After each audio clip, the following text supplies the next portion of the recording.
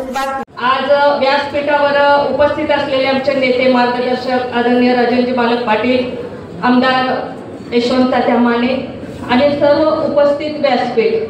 दादा, आज मी तुमची माफी मागणार आहे. कारण का गेली मी 15 दिवस तुमच्या बरोबर प्रचाराला होते, पण तुम्ही मला सांगितलं होतं की कुणावरही टीका टिप्पणी करायची नाहीये आणि कुणावरतीही बोलायचं नाही. फक्त तुम्ही बोला, ज्या शासकीय योजना असतील आणि विकास काम असतील याच्यावरती बोला. आणि मी 15 दिवस विकास कामावरती आणि ज्या ह्या महायुती सरकारने ज्या योजना राबवल्या त्याच्यावरतीच बोलले. परंतु आज मात्र मी थोडं वेगळं बोलणार आहे. कारण आपल्याला भाऊसाहेबांनी सांगितलं किंवा आता दादांनी सांगितलं की कार्यकर्ता हा पदनिष्ठ घेऊन बसणारा लोक आहे.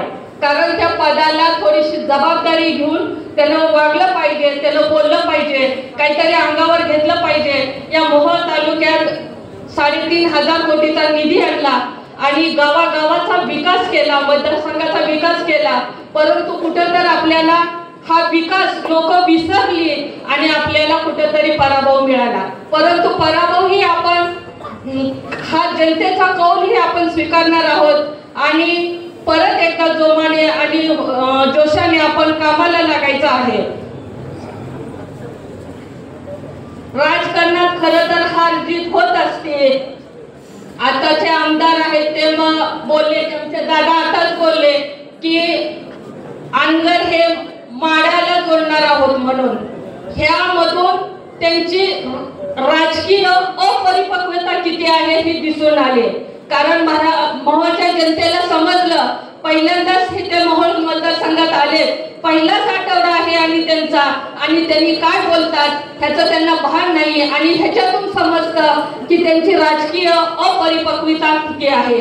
त्याचबरोबर आम्ही कधीही, त्यांनी बोलताना नेहमी एका भाषेचा उल्लेख करतात आमदार साहेब की शिव आणि आंबेडकर. आम्ही कधीही, तुम्ही 5 वर्षात कधीही भाषण बघा, कधीही विचार करा, कधीच आम्ही कुठल्या जाती धर्माला एकत्र, म्हणजे जाती धर्मावाला कधी एकत्र हे केले नाही. पण हे आमदार साहेब फक्त शिव आणि आंबेडकर करतात. आम्ही सर्व आदरणीय राजन मालकांनी किंवा तात्या असतील, भाऊसाहेब असतील, रावसाहेब असतील, त्यांनी सर्व घटकातील समाजाला बरोबर घेऊन सर्व घटकातील समाजाला विकासाकडे घेऊन जाण्याचं काम यांनी केलेलं आहे. म्हणून मला या आमदार साहेबांना माझं ओपन चॅलेंज आहे की तुम्ही अनगर माड्याला जोडायचं सोडा, तुम्ही हे आणलेली 2 तहसील कार्यालय आहेत ते मोहोळला नेऊन दाखवा. हे माझं ओपन चॅलेंज आहे आताच्या ह्या आमदाराला. त्याचबरोबर आता प्रत्येक ग्रुप असतील किंवा पेपर न्यूज असतील त्याच्यावरती सगळेजण किंग मेकर आता लोकांना समजत आहे मोहोळच्या जनतेला की कोण किंग मेकर आहे. ह्याचा प्रत्येक जण उठतो की मी किंग मेकर आहे, मी किंग मेकर आहे. मग किंग मेकर कोण आहे? हे किंग मेकर नाहीये. हे कुठेतरी मोहोळ तालुक्याला वंचित, विकासाकडून वंचित नेणारे हे मेकर आहेत. त्याच्यामुळे मी परत एकदा सांगते की आपण ही सुज्ञ जनता आहे.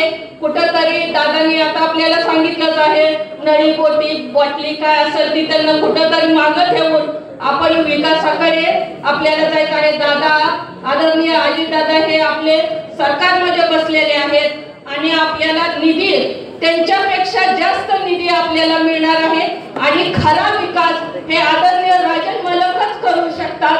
आणि आपण यांच्यावर विश्वासावर ठेवून खचून न जाता येणारी जी जिल्हा परिषद असेल, पंचायत समिती असेल, नगर परिषद असेल, याच्यात जोमाने काम करायचे आहेत. आणि जी मोहोळमधून आमच्या गटात काय लोक फिरायला गेले आहेत, कामठी गटात काय फिरायला गेलेले आहेत, तर त्यांना सांगायचं आहे की तुम्हाला इथं जागा नाही, आमच्या इथले आहेत. आणि परत एकदा जोमानं काम करून आपल्याला भाऊसाहेब, रावसाहेब आणि आदरणीय मालक यांच्या पाठीशी उभं राहायचं आहे. एवढंच बोलते आणि थांबते. जय हिंद, जय.